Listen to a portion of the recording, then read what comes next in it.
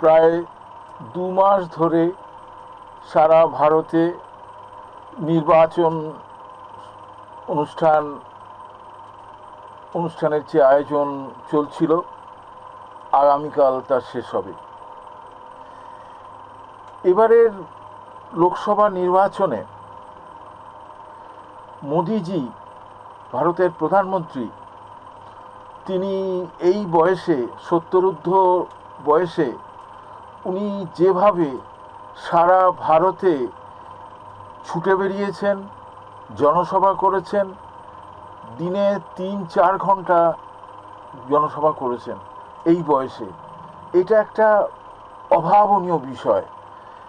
এবং এখন উনি বোধহয় শেষ হয়েছে, এখন কন্যাকুমারীতে উনি ধ্যানস্থ আছেন। 2 দিন 48 ঘন্টা ধ্যান করবেন এমনই বলেছিলেন, যেখানে বিবেকানন্দ মানে ধ্যানস্থ হয়েছিলেন। এবং যেখানে ধ্যানস্থ হবার পর উনি চিকাগো শহরে গিয়েছিলেন। মোদিজি তার বক্তৃতায় বিকশিত ভারত 1947 সালের মধ্যে, এই 2047 সালের মধ্যে বিকশিত ভারত গড়ার যে পরিকল্পনার কথা বলেছেন, যেভাবে করবেন ভেবেছেন, সেটা তাতে এসবের প্রয়োজন আছে বলে মনে হয়।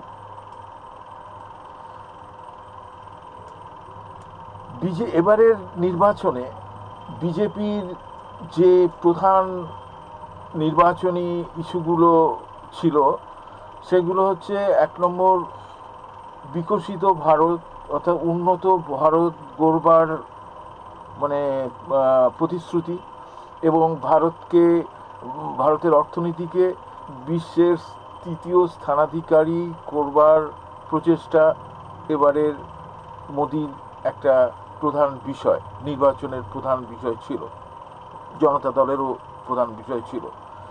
দ্বিতীয় যে বিষয়টা, সেটা হচ্ছে সিএএ বা ওই যে সব নাগরিকত্ব আইন, সে ব্যাপারটা তো ছিলই। এই সঙ্গে এবারের নির্বাচনে যেটা প্রাধান্য পেয়েছিল, সেটা হচ্ছে পাক অধিকৃত কাশ্মীর।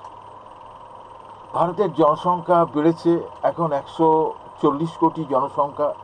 তো সেক্ষেত্রে ভারতের সম্পত্তি, ভারতের জমি যদি কেউ, যারা অধিকার করে রেখেছে, তাদের কাছ থেকে সেই জমি ফিরিয়ে আনার প্রচেষ্টা একটা স্বাভাবিক ব্যাপার।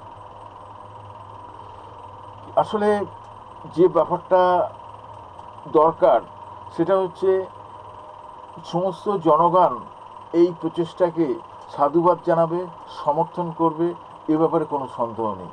কারণ এটা ভারতীয় নাগরিকদের স্বার্থের ব্যাপার। পাক অধিকৃত কাশ্মীর ফিরিয়ে আনাটা মানুষের অন্তরের ইচ্ছা। এই ইচ্ছাকে গুরুত্ব দেওয়ার কারণে এই বিষয়টাকে কাশ্মীর এলাকার মানুষ বিশেষ গুরুত্ব দেবে, এবং সারা ভারতবাসী এই বিষয়টাকে সমর্থন করবে, এ ব্যাপারে কোনো সন্দেহ নেই। এছাড়া মোদিজি আবাস